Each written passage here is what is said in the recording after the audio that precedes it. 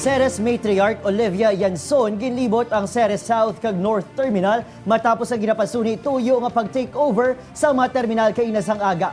Yaring balita ang aton gintutukan. Sa piyak sang pagpamalibad sa mga empleyado sang Vallacar Transit nga magkomento sa tug of war sa tunga sa mga mag-utod nga Roy kag Leo Ray Yanson, ang ini nga matarpaulin sa mga nagkalain-lain nga terminal sa pungsod ang nagapakita sa ilang pagpamalabag sa ginakabig illegal takeover sang kampo ni Roy Yanson.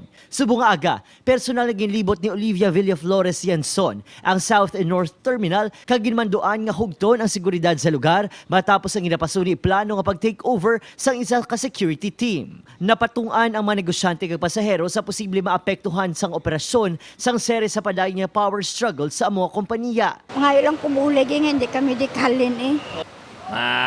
Usayan nila eh. Mag-usayan nila. Tapos? Pamagmayon lagad ng Ceres. Nag-ayaw mga pasahero nga business as usual lang kuntani ang kompanya apisar sa nagakatabo sa ilang nga pamilya. Para nga matawhay ang manui magbiyahe sa adlaw-adlaw. Kung maginamo sa Ceres, anong matabo sa inyo ang kasalakay? But lang, di ko alam kung anong gagawin. Siyempre, ma-react agad.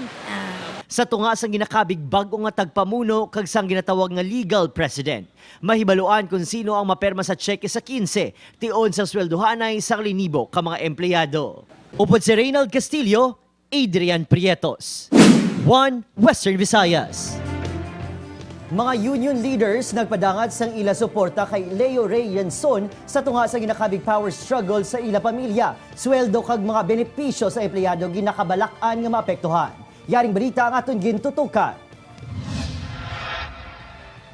Sa tunga sa nagainit ka tensyon sa mga mag-ululutod nga Yanson, ang operators ng isa sa pinakadako nga bus company sa pungsod. Nakakuha apin ang ginapasuni ginpahalin nga presidente sang kompanya nga si Leo Ray, gikan sa Mindanao Alliance of Land Transport and General Workers Union kag Philippine Agricultural, Commercial and Industrial Workers Union.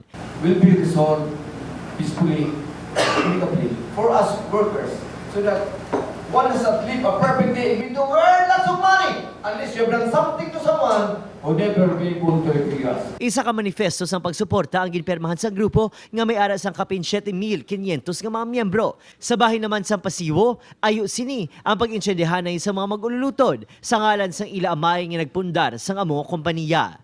The most affected will be our members of the union. Right now, we are experiencing anxiety and confusion. Ginakabalakan karon ang mga sitwasyon, sweldo kag benepisyo sa mga empleyado kag ang mga pagsulundan sang collective bargaining agreement sang grupo sa mga nagkalain-lain nga parte sa Pilipinas. The late Dr. Ricardo Villa's legacy and his sacrifice so much in operations in Mindanao will be preserved. So our call is that this dispute, this problem will be solved. Ginakabig sang grupo nga iligal ang pagkakas kay Leo Ray, mga vice president, kag ang pag-detain sang pila ka mga empleyado sang July 7. Maluwas pa sa mga gwardiya ang ginapasuni ginpang disarmahan. Wala naman nagpaabot sang komento pa ang legal team sang pihak nga partido. Maluwas sa padayon nga panindugan nga wala sila sang maginlapas kag santo tanan sa desisyon sang board ang ginkasugtan. Upod si Reynald Castillo, Adrian Prietos. 1 Western Visayas.